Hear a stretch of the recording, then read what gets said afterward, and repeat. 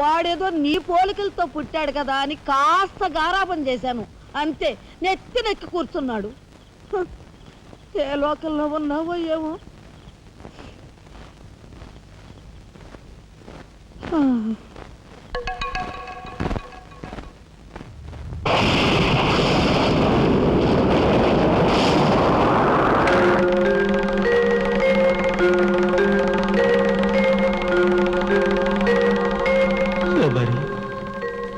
ఏమిటి ఆ చూపు? నేను గుర్తుపట్టలేదా? అయ్యా నా దేవుడు, నువ్వా? అయ్యా నన్ను తాకరాదు. ఆత్మరూపంలో ఉన్న నన్ను తాకితే మాయమైపోతాను. అపచారం అపచారం. అయ్యా పచ్చికుండగా ఒక్కరోజు కూడా గడ్డం మాయనిచ్చేవాడివి కాదు. మగ మహారాజులాగా మెలమెల మెరిసిపోయేవాడివి. ఇప్పుడు ఏంటయ్యా గడ్డం అట్ట మాసింది? అదక్కడి రూలు. ఏమిటి చిన్నాడు మీద విరుచుకు పడుతున్నావట? వాడు ఒట్టి అల్లరాడైపోయాడయ్యా. వాడిని ఇంటికి రాని వాడి కాళ్ళని కొడతాను. ఎంత పొరపడుతున్నావు శబరి? చిన్నాడంటే ఎవరనుకున్నావు? ఎవరు? నేనే. నీ మీద మమకారం చావక, ప్రేమ తీరక మళ్ళీ వాడి రూపంలో జన్మించాను. వాడే నేను, నేనే వాడు. నువ్వా? చిన్నాడిది నీ అంశ? ఒట్టు. మరి ఇన్నాళ్ళు నువ్వు నాతో చెప్పలేదేమయ్యా? ఆ ఐడియా నాకు ఇప్పుడే వచ్చింది ప్రియ. చూడు శబరి, ఇక మీదట వాడు ఎంత లేటుగా వచ్చినా, ఎంత పొద్దుకి లేచినా, ఏ పని చేసినా చేయకపోయినా వాడిని కించత్ మాట అన్నావో స్వర్గంలో నేను క్షోభపడిపోతాను. అమ్మో అమ్మో, ఎంత మాట! వాడికి ఏమన్ను?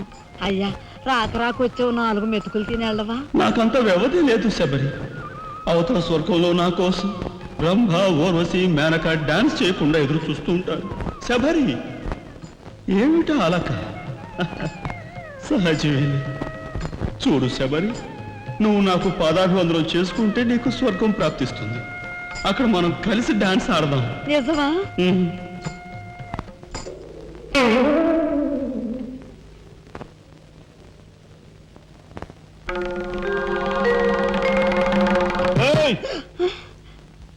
వస్తున్నా వస్తున్నా వస్తున్నా. తలుపులు బాత్తుడు వినపట్లా? ఏదో లోకంలో ఉండి ఏదో లోకంలో రఫ్ ఆడించేస్తానేమనుకున్నావు? భోజనం చేసావా? ఇంకా పడుకోలేదే? నువ్వు వస్తావని. నేను వస్తానని అర్ధరాత్రి వరకు నా కోసం ఎదురు చూస్తుంటే నీ ఆరోగ్యం ఏమైపోతుంది? పడుకో. ఏమిటా చూపు? పడుకో.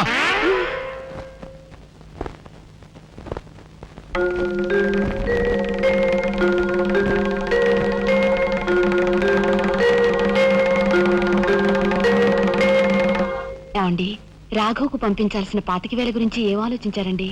అదే అర్థం కావటం లేదు లక్ష్మి. ఆ 25,000 సంగతి అలా ఉంచు.